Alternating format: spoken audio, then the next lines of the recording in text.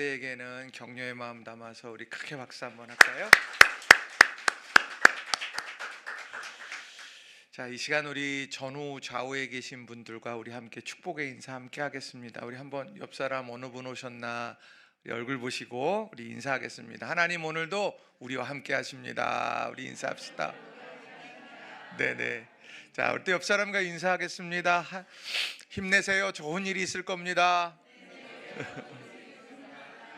네. 날마다 기쁜 소식들이 넘치는 여러분의 삶이 되기를 주님의 이름으로 축원합니다. 오늘은 사순절에 예수님을 만났던 이런 사람들 한 사람 한 사람을 묵상하고 있는데 그 중에 베드로에 대한 말씀을 여러분들과 함께 나누고 싶습니다. 자, 오늘 본문의 내용들을 보게 되면 디베라 호숫가라고 하는 곳에서 이제 일어난 일입니다. 자, 요한복음 21장 1절 말씀을 보게 되면은 이렇게 시작을 합니다. 우리 한번 21장 1절의 말씀을 같이 한번 읽겠습니다. 시작. 그 후에 예수께서 디베라 호수에서 또 제자들에게 자기를 나타내셨으니 나타내신 일은 이러하니라. 아멘. 자, 뭐라고 말씀을 하느냐면 예수님께서 자신을 드러내셨다, 이렇게 말씀을 합니다. 그러니까 보여진 게 아니라 예수님께서 의도를 가지시고 목적을 가지시고 제자들 앞에 다가가시고 나타나셨다라고 그렇게 말할 수 있다라는 거죠. 그 제자들의 상황은 어떠했을까 보게 되면 이 사람들의 마음속에는 예수님께서 십자가에 달려 죽으시는 모습을 보면서 절망도 있었고, 그리고 예수님 앞에 내가 죽을지언정 예수님을 끝까지 따르겠습니다 호언장담했는데 그것을 내가 상황에 밀려서 하지 못했던 이런 여러 자괴감들, 이런 것들이 그 제자들의 마음속에 이렇게 쭉 자리 잡고 있게 되었다라고 하는 겁니다. 그래서 그 마음을 가눌 길 없고 그 마음 어디에 둘 데 없다 보니 디베라 호수가에 와서 자신의 본래 생업이었던 이제 어부로서 복귀하게 된 그런 제자들을 찾아가셨다라고 하는 겁니다. 예수님께서는 그 제자들에게 자신을 이제 드러내셨습니다. 어떤 모습일까? 오늘 성경은 은혜이고 사랑의 모습이다, 이렇게 설명을 해주고 있다는 거예요. 우리 삶에 호언장담했는데 그대로 하지 못해서 그 진심이 상황에 눌려버려서 그래서 내가 이루지 못했을 때 밀려드는 자괴감, 누구나 한 번쯤 경험하지 않습니까? 그리고 내 삶에 어떤 목적을 가지고 달려가다가 그 목적이 이루어지지 않고 또 기대가 무너져 버려서 그래서 내 마음에 아픔과 상처가 밀려드는 그런 때 있지 않습니까? 그래서 오늘 저는 여러분들과 함께 이 본문의 말씀을 중심으로 해서 사랑이 실패를 덮을 때, 사랑이 실패를 덮을 때라고 하는 제목으로 말씀의 은혜를 여러분들과 함께 나누기를 원합니다. 두 가지 말씀을 여러분들에게 드릴 텐데요. 자, 첫 번째로는 진심이 상황 앞에 무너져도 포기하지 말라는 겁니다. 한번 따라해 봅시다. 진심이 상황 앞에 무너져도 포기하지 말아야 합니다. 이 말씀은 뭐겠습니까? 우리 삶에요, 내가 진심을 다해서 말을 했는데 그 진심이 진심으로 받아들이지 않는 경우도 있습니다. 그리고 내가 정말 진심을 다해서 내가 이렇게 해야 되겠다라고 결단했지만 또 상황에 밀려서 어찌하다 보니 그렇게 하지 못할 때도 있더라는 거예요.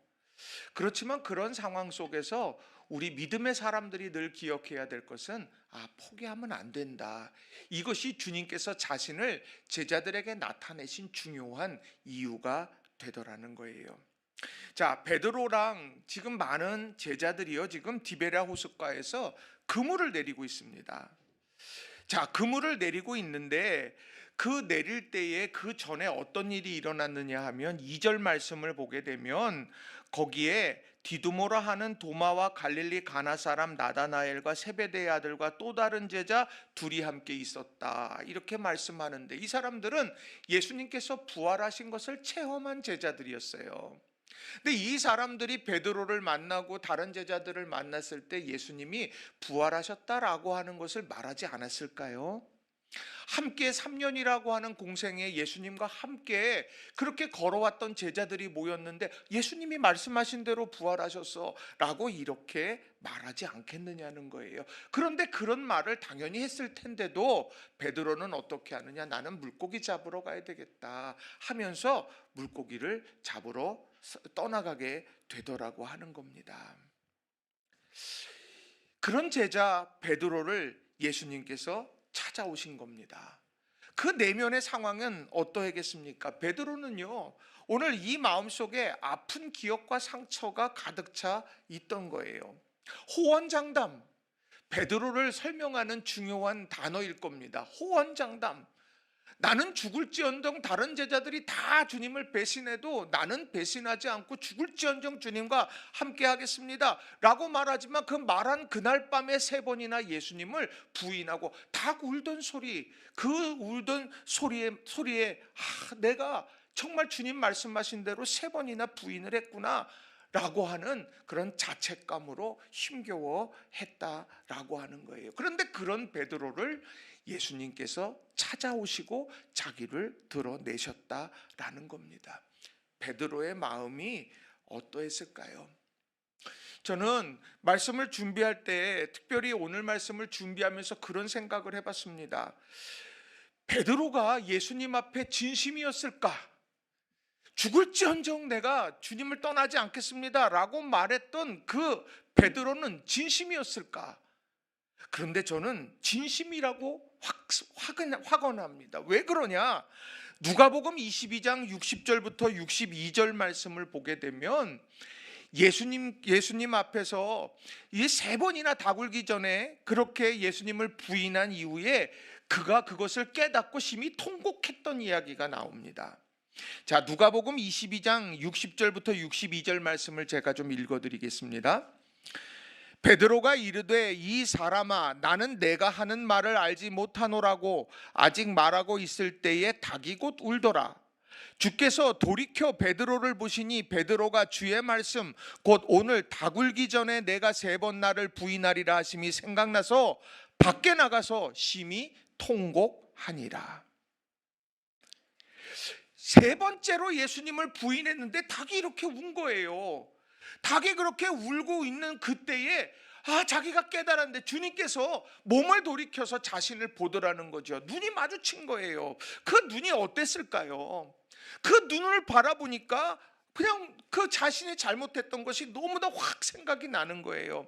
호언장담했는데 이렇구나. 그리고는 밖으로 나가서는 심히 통곡했다라고 하는 겁니다. 바꿔 말하면 진심이었습니다. 근데 진심이 상황 앞에서 철저하게 무너져 버린 것, 이게 바로 베드로가 경험했던 모습이라고 하는 거예요. 그리고는 부활의 소식을 들었지만 내가 어떻게 주님 앞에 설 수 있어? 나 같은 사람이. 나는 주님을 3번이나 부인했고 주님 실망시킨 사람인데 내가 어떻게 그 주님의 부활의 기쁨의 자리에 내가 동참하겠어 하면서 고기를 잡으러 가야 되겠다, 이렇게 하고 있다라는 겁니다. 여러분, 이 베드로를 보면서 어떤 생각을 하게 됩니까? 이 베드로가 회복이 가능할까? 이 상황만 놓고 보면 여러분 어떻게 조언을 하시겠습니까? 시간이 해결해 줄 거야. 시간이 지나면 해결이 될까요? 오늘 예수님께서 자기를 드러내신 이유는 다른 데 있는 것이 아닙니다. 세상의 방법으로, 마인드 컨트롤로 그렇게 이루어질 수 있는 것이 아니고, 오늘 주님의 마음이 전해질 때에 그가 회복될 수 있기에 주님께서는 디베랴 호숫가로 찾아오셨다라고 하는 거예요. 그리고는 예수님께서 어떻게 그가 다시 일어설 수 있을 것이냐라고 하는 것에 대해서 그 방법을 분명하게 알려주셨다는 거예요. 자, 요한복음 21장 15절 말씀을 보면 예수님께서 이렇게 질문을 하십니다. 우리 요한복음 21장 15절 말씀을 함께 우리 읽겠습니다. 그들이 조반 먹은 후에 예수께서 시몬 베드로에게 이르시되 요한의 아들 시몬아 내가 이 사람들보다 나를 더 사랑하느냐 하시니 이르되 주님 그러하나이다. 내가 주님을 사랑하는 줄 주님께서 아시나이다. 이르시되 내 어린 양을 먹이라 하시고.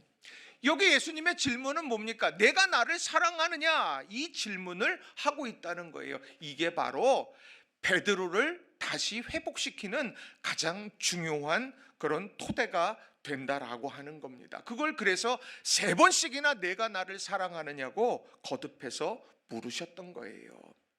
예수님의 질문을 가만히 한번 묵상해 보십시오. 사람들은 생각했을 거예요. 예수님이 다시 그 부인했던 베드로를 만나게 될 때에 이렇게 말씀하시지 않았을까? 근데 그것을 완전히 뒤엎으셨습니다. 예수님은 베드로에게 묻지 않으셨어요. 뭐라고 묻지 않으셨느냐? 내가 다시 실패하지 않을 자신이 있냐? 내가 나를 위해 무엇을 할 수 있니?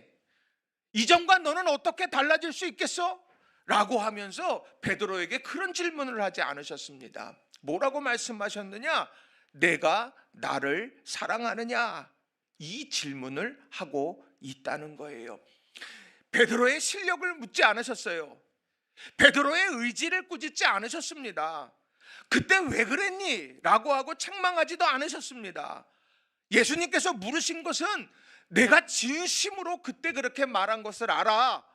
그런데 그 진심이 여전하냐? 비록 그 상황 속에서 진심이 상황에 파묻혀버리고 그래서 너를 자책감으로 몰아넣고 그래서 디베랴 호숫가에서 지금 내가 그물을 던지고 그렇게 살아가고 피하고 있지만 그러나 그 진심 지금도 그대로냐? 라고 이렇게 물으시고 계시다라는 거예요. 왜요? 실력이나 의지나 지혜나 경험이나 그것이 회복되는 중요한 요소가 되는 것이 아니라는 거예요. 신앙의 회복은 철저하게 주님을 사랑하는 것에서부터 시작이 되더라는 겁니다. 우리가 근데 우리 마음속에 늘 사로잡는 것이 뭐예요? 실패한 일들이 나를 흔들어 놓잖아요. 상처받은 일들이 나를 흔들어 놓지 않습니까?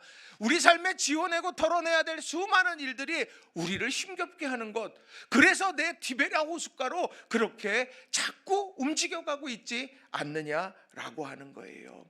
그런 상황 속에서 주님께서 자기를 드러내시면서 하신 말씀은 주님을 향한 그 사랑의 불씨, 그 진심, 그것이 회복의 중요한 부분임을 일깨워주고 계시다라고 하는 거예요. 그래서 예수님께서는 이 베드로에게 묻기 전에 조반을 지어주신 겁니다. 예수님께서 조반을 지어주실 때 물고기를 구워주셨는데 어느 물고기로 했느냐? 말씀을 따라서 그물을 오른편에 내었더니 만선의 기쁨을 경험했는데 그 물고기를 내게 다오라고 말씀하시고 그 물고기를 정성껏 구우셔서 그의 조반을 준비해 주셨습니다. 예수님께서 그렇게 하시는 것 납득되지 않았을 그런 베드로 아니겠습니까? 그런데 예수님께서 가르치고 계시는 것은 다른 것이 아닙니다. 내가 스스로 보는 너가 아니라 내가 너를 어떻게 보는지 너 그거를 기억해야 돼. 너는 지금 나에 대한 여러 생각으로 인하여서 그래서 너가 부활의 소식을 들어도 고기를 잡으러 가야 되겠다고 그렇게 하고 있지만 아니다. 나는 오늘 너를 만나기 위해서 이곳 디베랴로 왔고 이곳에서 너를 위해서 내 사랑하는 제자 베드로를 위해서 조반을 지으며 내 사랑을 너에게 전한다. 그리고 내가 너에게 묻는다. 내가 나를 사랑하느냐? 이렇게 묻고 계시다는 거예요. 여러분에게 만약 내가 나를 사랑하느냐 주님께서 물으신다고 하면 여러분은 어떠하겠습니까? 여러분, 우리 성도님들 한 분 한 분이 이 주님의 사랑에 그런 이 끈을 꼭 붙들고 믿음 안에서 살아가는 우리 낙원의 모든 성도님들 한 분 한 분이 다 되시기를 주님의 이름으로 간절히 축원합니다. 우리가 삶을 살아가면서 이런 디베랴 호숫가 경험할 때 많아요. 어떻습니까? 삶이 주는 무게가 있지 않습니까? 야, 오늘 이 문제가 해결되어지면 다른 문제가 이렇게 또 덮쳐오게 되는 것을 경험해요. 자, 시간이 지나가면서 이 삶의 무게가 좀 점점 가벼워지면 좋을 텐데 어떠다 보면 이 삶의 무게가 더 깊어지는 것 같은 이제 그런 때도 우리는 마주하게 되기도 한다는 겁니다. 우리가 크리스찬답게 살아가려고 우리가 세상의 한복판에서 야, 나는 크리스찬답게 살 거야, 그리스도의 향기가 되고 내가 주님의 편지가 되어줘서 내가 그렇게 살아가야지, 내가 10번 100번 다짐하고 도전하면서 살아가는데, 아니 그렇게 살아갈 때마다 번번이 상처를 경험하고 아픔을 경험하고 손해를 경험하고, 아니 그러다 보면 아유, 내가 이러려고 내가 크리스찬으로서 살아가는가 하는 그런 마음의 상심도 경험하게 될 때가 있다는 거예요. 그게 바로 디베랴 호숫가라고 하는 겁니다. 그때마다 우리는 생각하죠. 야, 우리가 옛날에 아무 생각 없이 정말 주님 한 분만 바라보면서 열정적으로 기도하고 찬양하고 내가 신바람나게 신앙생활했던 그때, 와, 내가 그때가 얼마나 내가 지금 기억나고 사무치게 그리운지 몰라. 나 신앙이 회복되어져야 되는데, 우리 그렇게 생각하지 않습니까? 그런 때 저도 있고 여러분도 있고 다 있지 않겠어요? 그런데 주님께서 오늘 자기를 드러내시는, 이 베드로에게 자신을 드러내실 때 하시는 말씀은 다른 것이 아닙니다. 그 첫 단추가 뭐냐? 내가 나를 사랑하느냐? 여기서부터 우리의 삶의 회복이 시작된다. 여러분, 이것을 기억하는 저와 여러분 모두가 다 되시기를 주님의 이름으로 간절히 축원합니다. 그래서 말씀을 준비하면서 그런 생각을 했어요. 야, 이런 디베랴 호숫가에서 내가 나를 사랑하느냐라고 물으시는 그런 주님의 말씀 앞에 사람들, 신앙의 사람들은 도대체 어떻게 응답했는가라고 하는 질문을 갖게 됐습니다. 그러면서 제가 마음속에서 떠오르고 또 마음속에서 이거구나 하는 감사의 마음으로 받은 것이 고린도후서 4장 7절부터 10절까지의 말씀이었습니다. 이건 바울 사도가 전한 말씀인데 고린도후서 4장 7절부터 10절 말씀을 공동 번역으로 우리가 함께 읽었으면 좋겠습니다. 고린도후서 4장 7절부터 10절의 말씀입니다. 자, 같이 읽겠습니다. 시작. 하나님께서는 질그릇 같은 우리 속에 이 보화를 담아주셨습니다. 이것은 그 엄청난 능력이 우리에게서 나오는 것이 아니라 하느님께로부터 나온다는 것을 보여주시려는 것입니다. 우리는 아무리 짓눌려도 찌부러지지 않고 절망 속에서도 실망하지 않으며 궁지에 몰려도 빠져나갈 길이 있으며 맞아 넘어져도 죽지 않습니다. 이렇게 우리는 언제나 예수의 죽음을 몸으로 경험하고 있지만 결국 드러나는 것은 예수의 생명이 우리 몸 안에 살고 있다는 사실입니다. 아멘. 이 말씀이 저는 얼마나 은혜가 됐는지 몰라요. 질그릇 같은 내 인생, 여러분 그릇이 많지 않습니까? 질그릇, 보통 때 쓰는 그릇도 있어요. 손님 오면은 내어놓는 그릇도 있습니다. 찻잔도 달라요. 여러분 귀한 손님 왔는데 아유 여기 종이컵에다 이렇게 따라가지고 이렇게 접대합니까? 그렇게 안 하잖아요. 거기에 맞는 그릇으로 이렇게 합니다. 그럼 질문해요.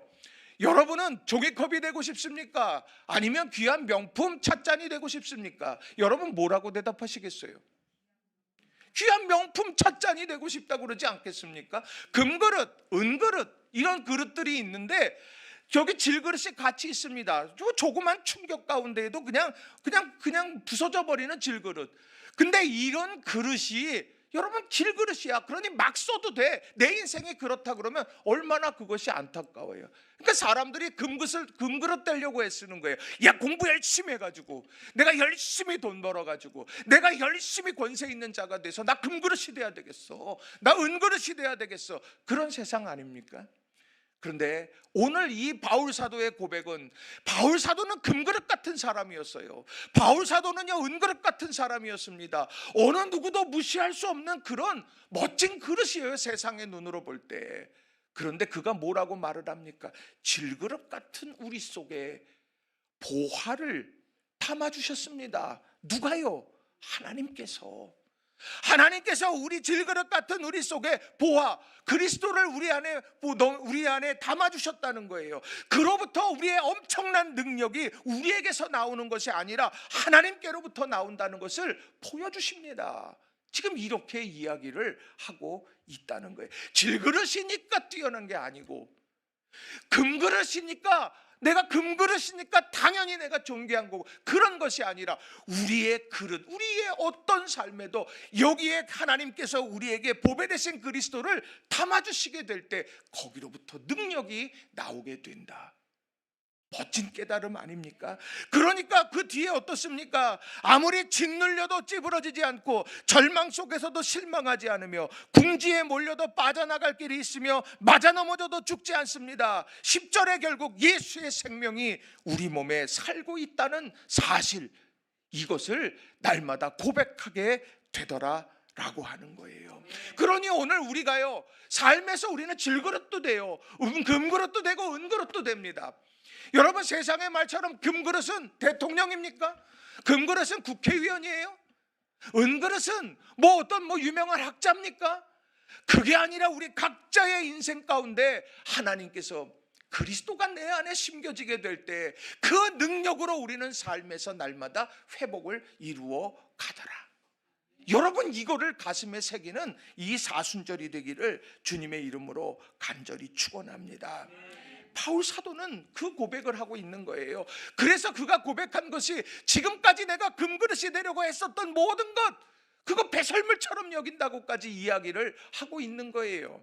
그랬더니 주님께서 그걸 가지고 하나님께서 선교의 장으로, 그것을 가지고 하나님의 말씀이 기록되어지는 귀한 일들의 쓰임을 받게 되더라 라고 하는 거죠. 우리 지금 사순절을 지나고 있습니다. 여러분, 우리 신앙에 영점 조정이 필요한 시기라고 하는 거예요. 삶에서 경험하고 짓눌리는 여러 가지 힘든 문제들이 있습니다. 우리 삶에서 상실의 아픔도 있어요. 아픔도 있고, 그런 우리의 삶의 여러 순간순간들이 우리의 삶에 밀려들어 디베랴 호숫가로 자꾸 가고 싶은 그런 마음이 들 때가 있습니다. 그때마다 우리는 그걸 놓아두면 디베랴 호숫가로 그냥 계속 흘러가게 되는 거예요. 그러나 중요한 건 그런 나에게 자기를 드러내시는 그리스도의 사랑, 내가 나를 사랑하느냐라고 하는 이 말씀에 집중해 가면서 응답해가는 저와 여러분 모두가 다 되시기를 주님의 이름으로 간절히 축원합니다. 우리는 문제들 앞에서 여러 상황들을 이야기합니다.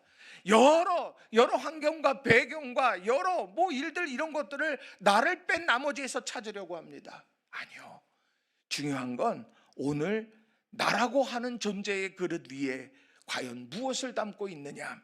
하나님께서 그리스도라고 하는 보화를 내게 담겨주시는 놀라운 은혜를 사모하면서 믿음의 길을 걸어가는 저와 여러분 모두가 다 되시기를 주님의 이름으로 간절히 축원합니다. 두 번째로는요, 베드로의 진심을 사명의 자리에서 빛나게 하시는 은혜가 있었다는 거예요. 한번 따라해 봅시다. 베드로의 진심을 사명의 자리에서 빛나게 하시는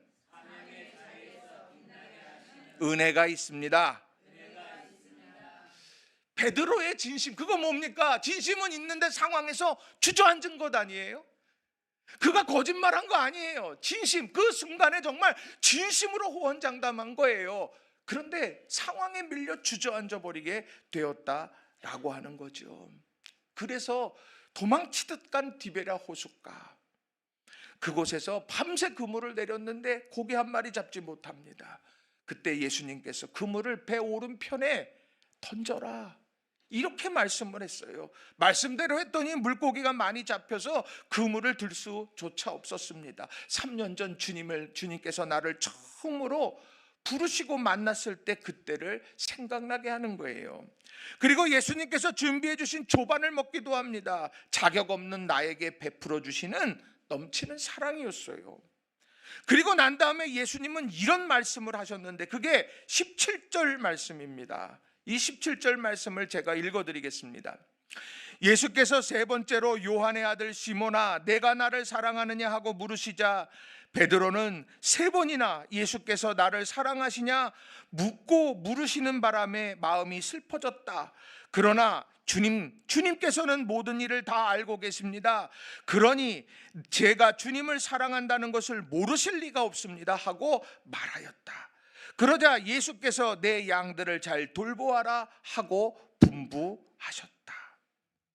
주님께서는 모든 일을 다 알고 계십니다. 저는 이 말씀이 얼마나 제게 은혜가 됐는지 몰라요. 사람들은요, 오늘 베드로에게 너 이렇게 호언장담하고 말도 안 되게 허무하게 그렇게 예수님을 3번이나 부인해. 하루도 지나지 않았는데 그럴 거면 그런 말 하지 말아야지. 왜 이렇게 경솔해? 끊임없이 사람들은 질타했을지도 모릅니다. 그런데 주님께서는 베드로의 마음속에는 지금 주님과의 대화 속에서 주님이 다 알고 계시지 않습니까? 내가 주님을 처음 만났을 때도 주님 사랑했고, 내가 주님과 마지막 만찬을 할 때에도 나는 주님을 사랑했고, 그리고 디베라 호숫가에서 비록 내가 그물을 던지고 주님 뵐 면목이 없는 이 상황 속이지만, 그러나 나는 주님을 사랑하는 이 마음은 변함이 없습니다. 그건 진심입니다. 다만 그 진심이 상황에 눌려버렸다는 것뿐이지요. 그걸 주님께서 그 마음을 알아주신다고 하는 것, 그것이 얼마나 위로가 되겠습니까? 그런데 주님께서는 그때 그런 말씀을 합니다. 내 양들을 잘 돌보아라. 자기 스스로 다시 주님께서 맡겨주신 사명의 자리로 갈 수 없어요. 죄책감이 누르거든요. 내가 또 실수하면 어떡하지? 내가 또 실패하면 어떡하지? 내가 또 주저앉으면 어떡할까? 수많은 생각이 자기를 흔들어 놓게 될 때, 아니야, 내 양들을 잘 돌보아라 라고 말씀하고 계시다는 거예요. 양들을 잘 돌본다. 옛날 같으면 이 말씀 앞에 베드로는요, 아유 그렇죠 주님, 나 아니면 되겠어요. 주님, 제가 죽을지언정 제 양 잘 돌보겠습니다. 그렇게 나섰을지도 모릅니다. 그러나 베드로는 그렇지 않았어요. 이제는 주님께서 그렇게 말씀하실 때 베드로는 이제 그 말씀 앞에 겸허히 서게 되더라는 거죠.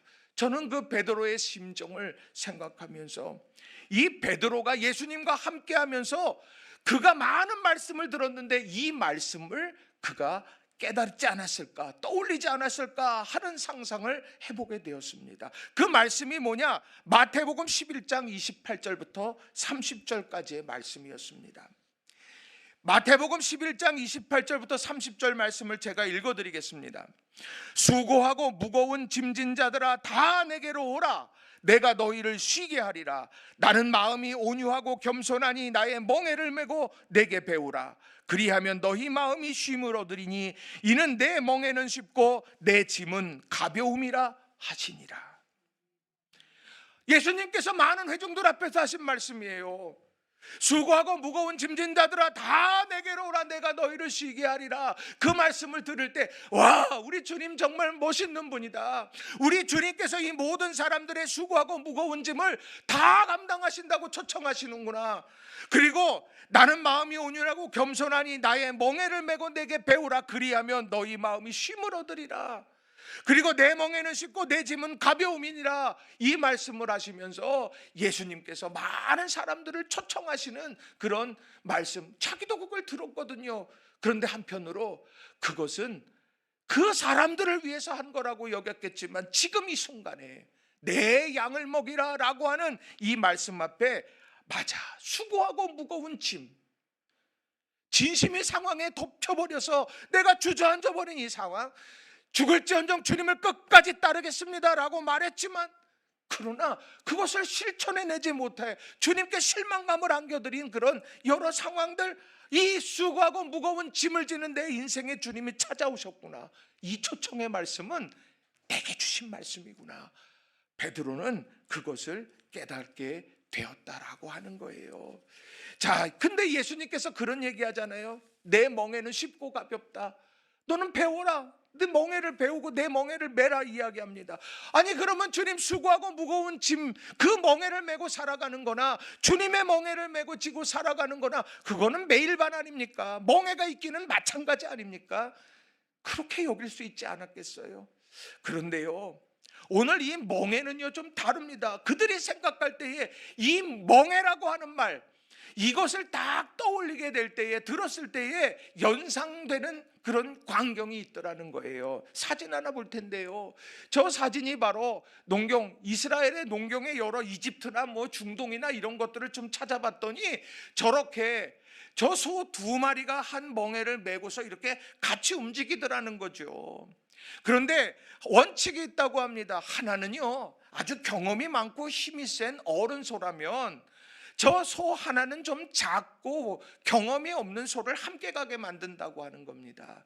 그래서요 경험이 없는 소가 막 이리저리 가려고 하면 이 경험 많은 소가요 다 우직하게 거기를 가면서 이렇게 하는 거야 하면서 밀고 이렇게 쭉 나가게 되는 거예요. 그러면서 어린 소가 그러한 이런 밭을 가는 것을 배우게 된다는 겁니다.